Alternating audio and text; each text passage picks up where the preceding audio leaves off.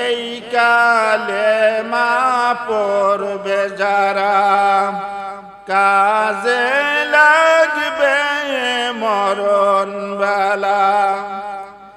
এই কালেমার রৌশনীতে, এই কালেমার রৌশনীতে তোর কবর হবে উজালা।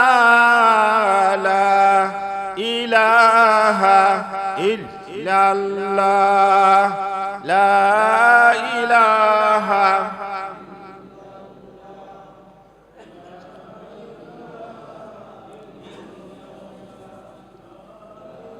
উমাইয়া বলে বেলালকে তাওহীদের কালেমা ছেড়ে দে, জীবন দিব শহীদ হব, জীবন দিব শহীদ হব, তাওহীদের কালেমা ছাড়ব না।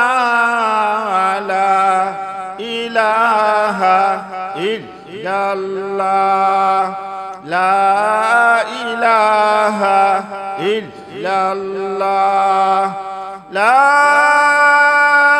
ইলাহা ইল্লাল্লাহু মুহাম্মাদুর রাসূলুল্লাহ।